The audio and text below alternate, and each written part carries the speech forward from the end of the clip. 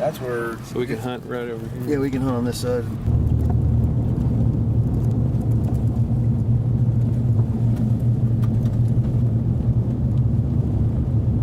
There's another one back there, isn't there? That's not good. Is there? Yeah, is that a doe back there?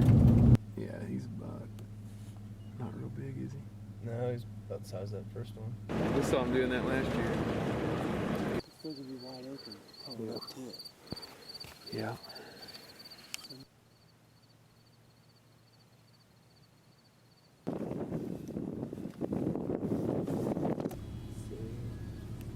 Pretty narrow, but he's still a good buck. Yeah, I think that one last year was wider. That's what I thought. Oh. Alright, well here it is, halfway through day one, September 21st. Got a good group of antelope up here, and they've been hanging by this mowed hayfield. And I think they're going to use some gaps in these fences, and we're going to split up.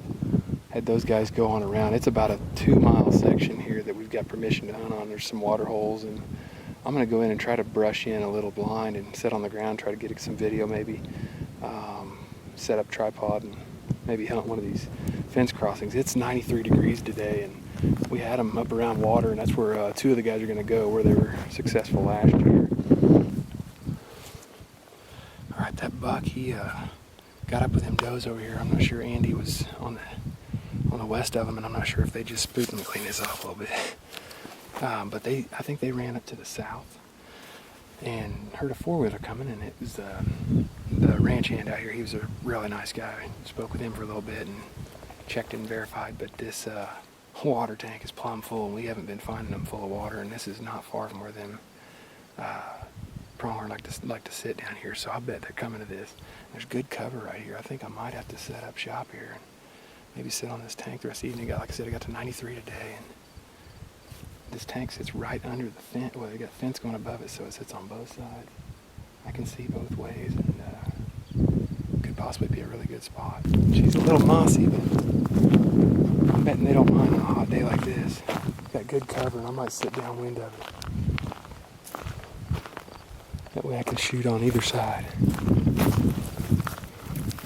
Okay, that buck and 3 does. They're right west of me in the sun, so I'm not even gonna risk video. I'm gonna have to let them walk this fence line. They act like they want to go back down to that hay, but they might come to this water hole first. They're out there about 400 yards right now, but they're coming this way. That'd be awesome, but I'm not gonna risk it. There are a ton of dove hitting this water, but I'm gonna focus the camera right there. It's the best I can do. Nice. First go, you bet. I'd be tickled to death with that. So I hit him about dead center. He must have been quartered and I didn't know it or something. No, 58-yard shot, I'd take that for sure. Good shot.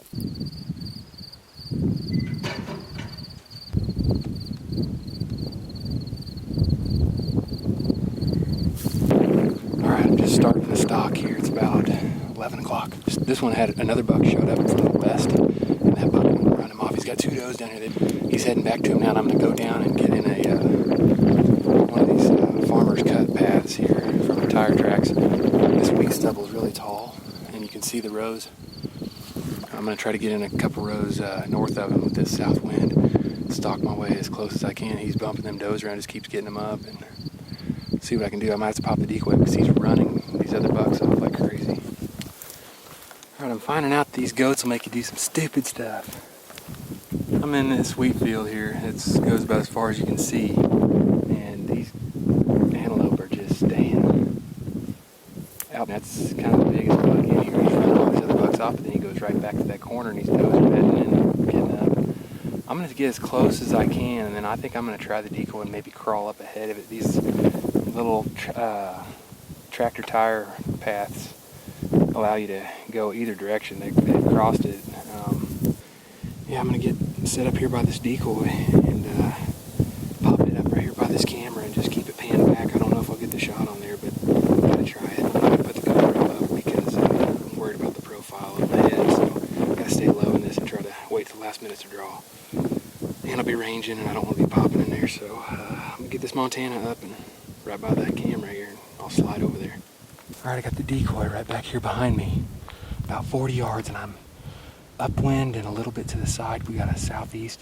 That buck, the does actually spotted the decoy. The buck got up out of bed, looked my way, and then he actually ran the does, I think trying to get around them, but they wanted to go that way. Now he's got them circled, and the does are curious, and they're coming back, so I expect him to swing around, and I'm hoping it'll be right here. There's these little tractor lanes. I think I can get right in here and come up to my knees. Well, they got in here about 100 yards or so, and they came around the other way from me where I wasn't, off to the side. I should have went that way, I guess.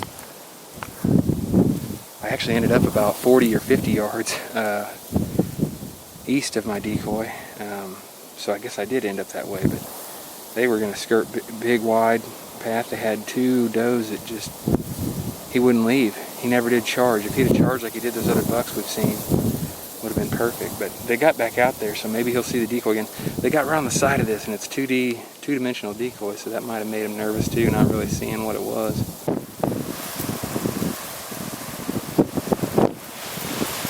Well, as you can tell, the wind has picked up. I didn't video hardly anything back there because I made it a lot closer than goats, and they committed, but the does led. He never charged. They just skirted off to the side, but so I was kind of in no man's land. I had to crawl back to the decoy, and then I just tried stalking a little closer, hoping he'd just take that as an aggressive move, but instead he took them and they hightailed it east. However, I made it to this south line where they were all this morning, and there's a bunch on this other pasture. I can't hunt over there, but there's a nice brushy line right here, and they were working right, must have been out a little ways from it, because I know they don't like to be this close to brush, but I might set up in it. But I got a really nice buck right on the other side of this. I'll see if I can get some video. Found a little tucked away spot where I can take a break. I'm pretty spent after all the crawling. My knees are shot. But I found this little corner post. This is where all them antelope were this morning. They were kind of cutting along this. This is the very south fence line. The wind's out of the north, so I mean, obviously I'm going to have to make a shot as they come around, but I'm kind of in a corner, kind of an inside corner type thing.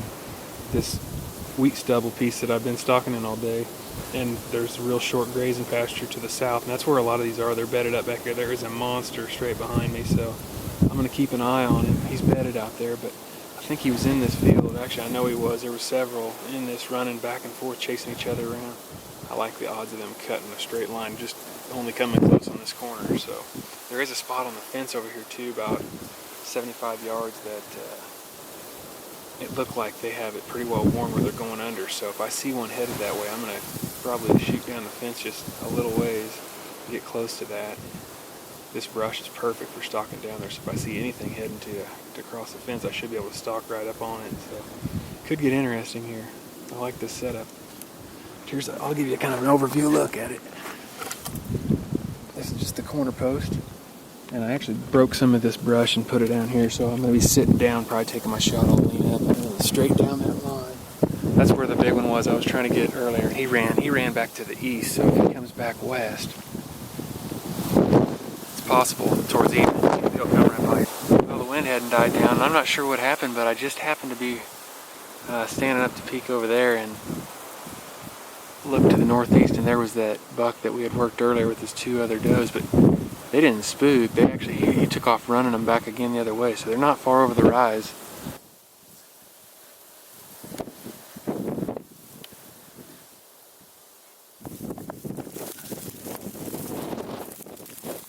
Alright, I just got to this corner up here. It's right where they're going to head. There's a fence gap right here about 20 yards. It's the only thing I got, but I'm covered up in the corner. If they come out and run, I'm in trouble.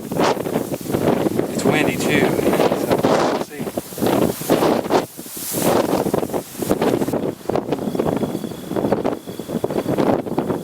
Alright, well, missed out on a really, really neat encounter. I had a long stare down with this buck, but they were coming to this fence crossing right here to get in the corner and go out into the wheat, and this doe would not go. The buck ran her down in this draw or ravine right behind me here, and they haven't come out for like a half an hour, so it's got me worried. If they come out, I'm pretty sure she's going to go under. I ended up working myself back in this little corner. but they're going under the fence about 20 yards. It's just that I didn't want them looking at the side. I can come to full draw. There's a straight line of brush here that'll allow me to draw when I see them, because I can see them better when they're coming under from just looking on the other side. So should be a good setup. I'm not gonna be able to video this stuff. It's so tall. I may, if I know they're going under that, throw my GoPro on. Probably won't be the best footage, but I'll try.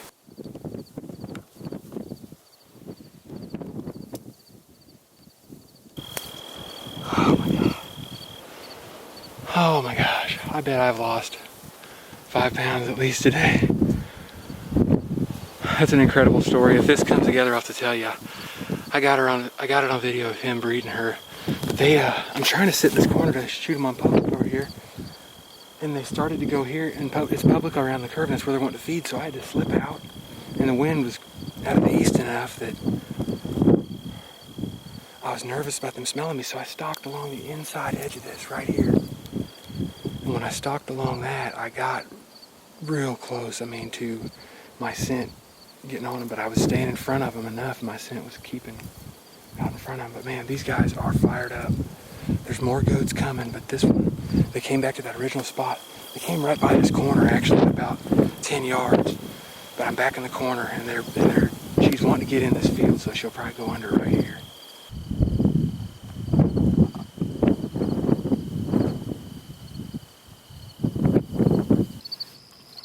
Last day. It's the last day of our hunt, and made my way back here to this little corner, hoping for them to slip underneath that fence again. I got several bucks. They're spread out. There's a really big one to the west and one right here, northeast. I'm hoping they come back through. They've been using these quite a bit. They're looking out in the wheat stubble. I walk through in the dark, so I think there's more out there. But we've got these huge tumbleweed edges, so I can't really see across. There's a big L here. We may make some moves here later, but so far I'm going to sit tight. I had some close calls last night. It was incredible. So already made the trip a success, whether we get one or not.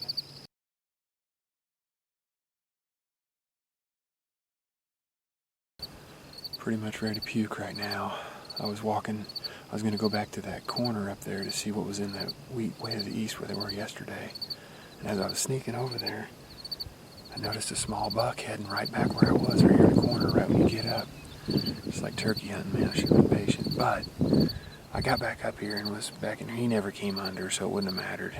He stayed on the private. But anyway, I'm sitting there looking at him and just watching him right here, video. Just actually was going to throw the decoy up to see if he'd come back and maybe come under. Threw it up, and I'm kind of standing up over this brush, and I'm pretty exposed back here behind me. Never would have thought it. I was just out there. And I hear their little alarm sound. And this buck, a very nice antelope buck, was no more than 40, 50 yards. I couldn't range him. But what I'm looking at out there now makes me just sick. What if at least had a shot? Go to kind of duck down real quick and draw my bow, and he darts. He didn't stop till he was way out there. But he kind of circled to come check it out again, but I don't think I'll be seeing him again. He was a dandy. He was real tall. Good mass. What do you do? I had my chance right there just to appear like ghosts that quick. They're crazy. Well, I never would have dreamt that in my wildest dreams. Right down this line of the east, the buck came back. He had a doe with him. She was in front, and she was wanting to go under the fence, which is 20 yards right here. They go under and go onto this fence behind me. So I snuck up here. I got down low in this and got to the edge, and the doe was coming. He wanted to cut the corner and go back to the corner post that I was on yesterday, which hindsight's 20/20, but had I been sitting there, it'd been an easy shot because he was coming right at it. They've been bedded up for quite a while. There's been several groups, milling around, but they're mostly in their bedding, kind of safety zones, not really running around as much. I put the decoy out back here, moved it back, because so the high ones up on the ridge, maybe he'll seek it out, get him to come across here. They're just mostly liking to stay over here on this side.